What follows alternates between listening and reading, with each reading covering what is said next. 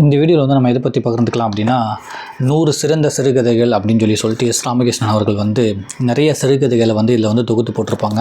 இந்த ஒரு புத்தகத்தில் வந்து ஒரு 50 சிறுகதைகள் இருக்கும். இது வந்து பாகம் 1 பாகம் 2ன்னு சொல்லிட்டு ஒரு 2 புத்தகம் இருக்கும். ஒரு 100 சிறுகதைகள் இருக்கும்.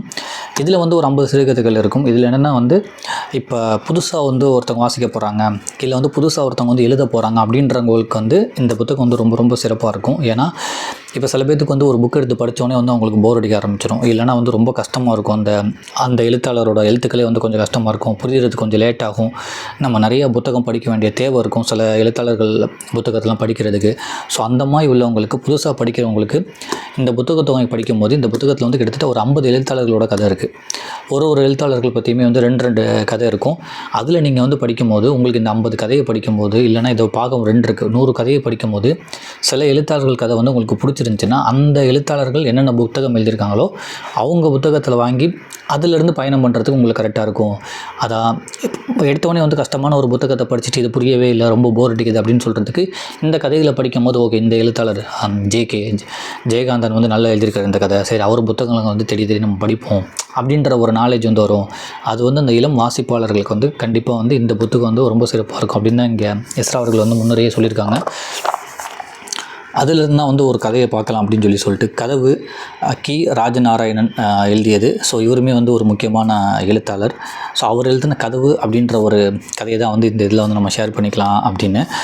இதில் நான் சின்ன ஒரு விஷயத்தை மட்டும் படிக்கிறேன், அதுக்கப்புறம் அந்த கதையாகவே முடிஞ்சளவு புரிகிற மாதிரி சொல்கிறேன். கதவு ஆட்டம் ஆரம்பமாகியது. பக்கத்து வீட்டு குழந்தைகளும் ஆரவாரத்தோடு கலந்து கொண்டார்கள். எல்லோரும் டிக்கெட் வாங்கிடுங்க என்றான் சீனிவாசன். உடனே எனக்கு ஒரு டிக்கெட், உனக்கு ஒரு டிக்கெட் என்று சத்தம் போட்டார்கள். எந்த ஊருக்கு வேணும்? இந்த மாதிரி இடித்து தள்ளுனா என்ன அர்த்தம்? அப்புறம் நான் விளையாட்டுக்கு வரமாட்டேன். இல்லை இடித்து தள்ளலை. சரி, எந்த ஊருக்கு டிக்கெட் வேணும் எப்படின்னு சொல்லிட்டு குழந்தைங்க வந்து சண்டை போட்டுட்டு இருந்திருக்கேன். எந்த ஊருக்கு டிக்கெட் வேணும் அப்படின்னு சொல்லிட்டு கதவு அப்படின்ற இந்த கதை வந்து இந்த சின்ன பிள்ளைங்களை விளையாடுற மாதிரி வந்து ஆரம்பிக்குது. எல்லா சின்ன பிள்ளைங்களும் வந்து நான் வந்து வண்டியில் ஏறிக்கிறேன், நான் வந்து வண்டியில் ஏறிக்கிறேன் அப்படின்னு சொல்கிறாங்க. சரி, உனக்கு எந்த ஊருக்கு போகணும்? திருநெல்வேலிக்கு போகணுமா? டிக்கெட் கூட அப்படின்னு சும்மா சின்ன பிள்ளைங்க விளையாண்டுட்டு இருக்காங்க. அவங்க என்ன விளையாட்டு விளையாடுறாங்கன்றதை வந்து போக போக சொல்கிறாங்க. ஒரு அக்கா, ஒரு தம்பி, 2 பேர் பக்கத்து வீட்டு பிள்ளைங்களாம் சேர்ந்து அந்த கதவு ஒரு பெரிய நீல கதவு அப்படின்றாங்க. அந்த பழைய வீட்டில் இருக்கிற ஒரு 50-60 வருஷத்துக்கு முன்னாடிலாம் வீட்டில் வந்து ஒரே கதவு தான் இருக்கும். அந்த கதவில் வந்து நின்றுக்கிட்டே வந்து தள்ளி விட்டு விளையாடுவாங்க. ஸோ அது மாதிரி வந்து 2 பிள்ளைங்க கதவுல ஏறிக்குமா, மீதி 2 பிள்ளைங்க வந்து அதை தள்ளி இப்படி சாச்சி விளையாடுங்களாம். அதில் வந்து ஒரு ஊஞ்சல் மாதிரி போயிட்டு வந்துட்டு இருக்காங்க. அந்த மாதிரி ஒரு விளையாட்டு விளையாண்டுட்டு இருக்காங்க எல்லாமே. அந்த கதவு வந்து அவங்களுக்கு ரொம்ப ரொம்ப பிடிக்கும் போல். அதுவே வந்து ஒரு 50 வருஷம் கதவு போல் அந்த வீட்டில். ஸோ அந்த 2 பிள்ளைங்க தான் இருக்காங்க. அவங்க அம்மா அப்பா வந்து ரொம்ப ரொம்ப கஷ்டப்படுற ஒரு குடும்பம். அவங்க அம்மா அப்பாவுமே வந்து வேலைக்கு போயிருக்காங்க, சாயங்காலம் தான் வந்து வருவாங்க.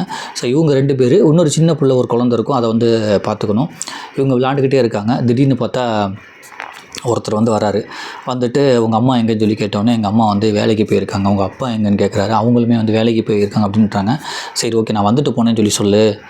சில விஷயம் வந்து உங்கள் அம்மா அப்பா வந்து எங்களுக்கு தர வேண்டியது இருக்குது, நாங்கள் வந்துட்டு போனேன்னு சொல்கிறாங்க. உடனே அந்த பிள்ளைங்க சொல்லுது, சரிங்க நான் வந்தவொடனே சொல்கிறேங்க அப்படின்னு சொல்லிடுறாங்க. அப்போ தான் தெரியுது நமக்கு, ஓகே, அவங்க ஏதோ கடன் கொடுக்கணும் போல், கடன் நிறையா வாங்கியிருக்காங்க போல், இல்லைனா ஏதோ வந்து ஒரு வரிமாய், வீட்டு வரிமாய் கொடுக்கணும் போல் அப்படின்ற மாதிரி தான் இங்கே வந்து சொல்கிறாங்க.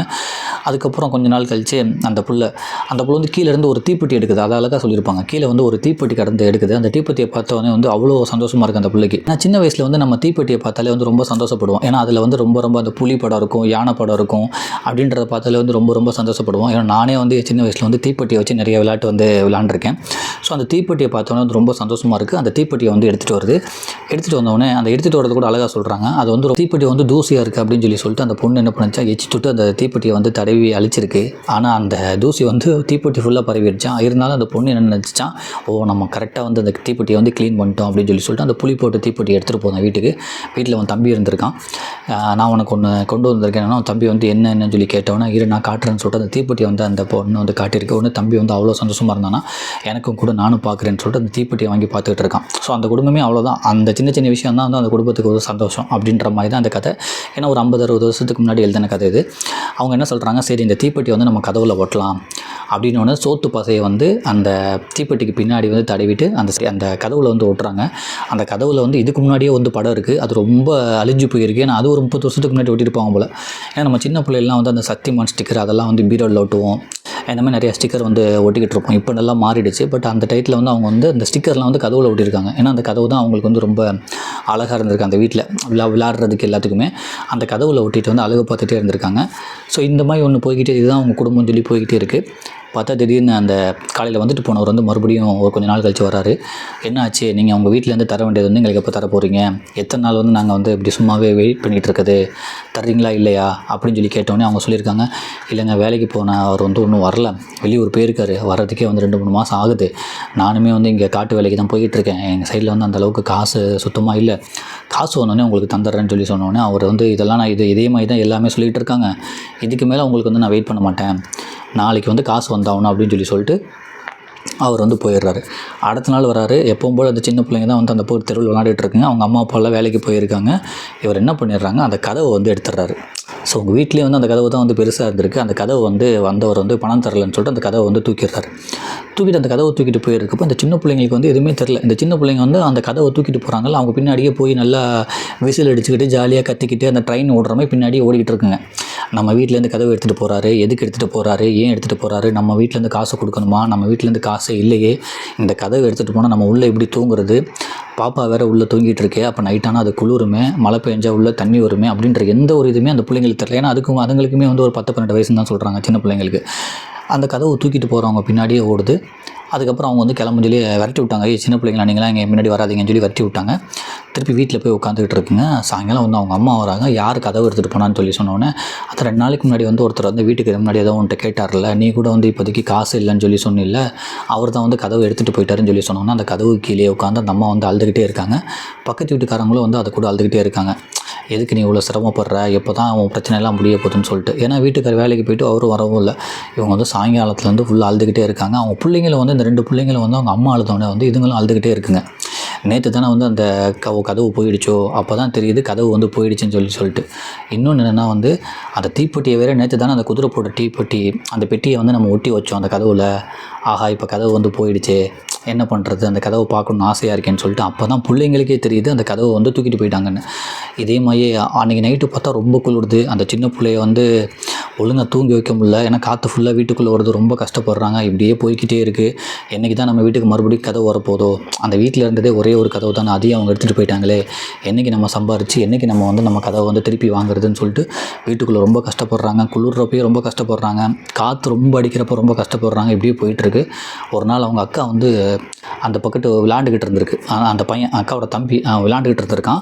அங்கே ஒரு இடத்துல வந்து அந்த கதவு வந்து இருந்திருக்கு. டக்குன்னு அதை பார்த்தோன்னே அந்த பையன் வந்து ஓடி வந்து அக்காட்ட சொல்லியிருக்கான், அக்கா நான் இன்றைக்கி ஒன்று பார்த்தேன், உனக்கு தெரியுமா அப்படின்னோடனே அந்த அக்கா கேட்டிருக்காங்க, என்னாச்சு, என்னடா பார்த்தேன்னே, நீ அம்மாட்டெலாம் சொல்லாத, நம்ம வீட்டு கதவு வந்து நான் அங்கே இருக்க பார்த்தேன்னொன்னே இவங்க என்ன பண்ணியிருக்காங்க, அந்த தூக்கிட்டு போன கதவை வந்து வேறு வீட்டில் விற்றுருப்பாங்க போல், வேறு ஒரு கடையிலேயே விற்றுருப்பாங்க போல், அவங்க அந்த கதவை மாட்டி வச்சுருக்காங்க. நம்ம கதவை பார்த்தேன், நம்ம தீப்பெட்டி போட்ட ஸ்டிக்கர் வந்து அந்த கதவுல ஒட்டி இருந்துச்சுன்னு சொன்னோன்னே அவங்க 2 பேரும் ஓடின்னு ஓடுறாங்க. ஓடி போய் இடையில வந்து முள் இருக்குது, செடி இருக்குது, எல்லாத்தையும் மிதிச்சுட்டு ஓடுறாங்க. எதை பற்றியுமே கண்டுக்கிறதில்ல. போய் பார்த்தோன்னே அந்த கதவு வந்து அப்படியே இருக்குது, அந்த ஸ்டிக்கர் இருக்குது. அந்த அக்கா வந்து பாவாடையில் வந்து அந்த கதவை வந்து துடைக்கிறாங்க. ஏன்னா கதவு தூசியாக இருக்குன்னு சொல்லி கதவை துடைச்சிட்டு அந்த கதவையே வந்து ரொம்ப நேரம் பார்த்துக்கிட்டு இருந்து அப்படி அழுகுறாங்க. இந்த கதவு தான் நம்ம வீட்டில் இருந்துச்சு, அந்த ஸ்டிக்கர் கூட அப்படியே ஒட்டியிருக்கேன்னு சொல்லிட்டு ரொம்ப அழுதுகிட்டே இருந்ததாகவும், அந்த கதவை வந்து கட்டி பிடிச்சிக்கிட்டு அவங்க 2 பேருமே வரவே இல்லை அப்படின்றதையுமே அவ்வளோ அழகாக சொல்கிறாங்க. இந்த கதவுன்றதில் ஒரு கதவு ஒரு குடும்பத்துக்கு வந்து எவ்வளோ முக்கியம். ஆனால் அந்த வசதி இல்லாதனால அந்த கதவை கூட தூக்கிட்டு போயிடுறாங்க. அந்த பிள்ளைங்களுக்கு அதுக்கப்புறம் தான் அந்த கதவோட வேல்யூவே என்னன்னு சொல்லி தெரியுது. கொஞ்சம் நாளைக்கு அப்புறம் அந்த கதவை வந்து இன்னொரு இடத்துல இருக்குன்னு சொல்லி பார்த்தோன்னே போய் எமோஷ்னலாக அந்த கதவை கட்டி பிடிச்சிக்கிட்டே இருந்தாங்க அப்படின்றது வந்து அவ்வளோ அழகாக அந்த கதவுன்னு சொல்லி இந்த ஜி நாகராஜன் எழுதியிருப்பார். இந்த கதை எழுதி கண்டிப்பாக ஒரு 50 வருஷமாக இருந்திருக்கும். ஆனால் அந்த தாக்கம் வந்து இன்னுமே இருக்குது, இன்னுமே படிக்கும்போது இருக்குது. இந்த கதையை நான் 3வது வாட்டி படிக்கிறேன். ஆனால் அவ்வளோ எமோஷ்னலாக இருக்குது இந்த கதை. இந்த கதையோட அந்த எண்டு மட்டும் நான் உங்களுக்கு படித்து காமிக்கிறேன். சீனிவாசன் முகத்தில் ஆவல் துடிக்க மேல் மூச்சு கீழ் மூச்சு வாங்க ஓடி வந்தான். அக்கா நம் பள்ளிக்கூடத்து பக்கத்தில் சாவடி இருக்கு பாரு, அதுக்கு பின்புறம் நம்ம வீட்டு கதவு இருக்குக்கா, கண்ணால் நான் பார்த்தேன், நீ வந்து பார்க்குறியாக்கா என்று சீனிவாசன் சொன்னான். அப்படியா, நிஜமாகவா, எங்கே வா பார்ப்போம் என்று சீனிவாசனின் கையை பிடித்தாள். இருவரும் கிராமச்சாவடி நோக்கி ஓடினார்கள். உண்மைதான், அதே கதவு சாத்தப்பட்டு இருந்தது. தூரத்தில் இருந்தே தங்கள் நண்பனை இனம் கண்டு கொண்டார்கள் அச்சிறுவர்கள். பக்கத்தில் யாராவது இருக்கிறார்களா என்று சற்று முற்றும் பார்த்தார்கள். ஒருவரும் இல்லை. அவர்களுக்கு உண்டான ஆனந்தத்தை சொல்லவே முடியாது. அங்கே முளைத்திருந்த சாரணத்தையும் தைவாழை செடிகளையும் அவர்கள் காலடியில் மிதிபட்டு நொறுங்கின. அதிவேகமாய் அந்த கதவின் பக்கம் பாய்ந்தார்கள். அருகில் போய் அதை தொட்டார்கள், தடவினார்கள். அதில் பற்றி இருந்த கரையான் மண்ணை லட்சுமி தன் பாவாடையால் தட்டி துடைத்தாள். கதவோடு தன் முகத்தை ஒட்ட வைத்து கொண்டால். அள வேண்டும் போலிருந்தது அவளுக்கு. சீனிவாசனை கட்டிப்பிடித்து கொண்டால், முத்தமிட்டால், சிரித்தாள். கண்களிலிருந்து கண்ணீர் வழிந்தோடியது. சீனிவாசனும் லட்சுமியை பார்த்து சிரித்தான். அவர்கள் இருவரின் கைகளும் கதவை பலமாக பற்றி இருந்தனன்னு சொல்லிட்டு அந்த லட்சுமின்றவங்க அந்த சீனிவாசன்றவங்க வந்து அக்கா தம்பி போய் அந்த கதவை பிடிச்சிக்கிட்டு அவங்க வந்து வரவே இல்லை அப்படின்னு சொல்லிட்டு அந்த கதையை முடிக்கிறாங்க. ஸோ இதுதான் வந்து கி ராஜநாராயணன் அவர்கள் வந்து எழுதியது. இவருமே வந்து சாகித்ய அகாடமி விருது வந்து வாங்கியிருக்காரு. இவரோட கதைகளும் இவரோட புத்தகங்களுமே வந்து அவ்வளோ நல்லாயிருக்கும். ஸோ நீங்கள் வாய்ப்பு இருந்தால் இந்த கதையுமே படிங்க, இதில் உள்ள எல்லா கதையுமே படிங்க. இந்த எழுத்தாளர் கதைகளையுமே தேடி தேடி நீங்கள் படிங்க. 100 சிறந்த சிறுகதைகள் எஸ். ராமகிருஷ்ணன் வந்து தொகுத்த புக்கு. நன்றி.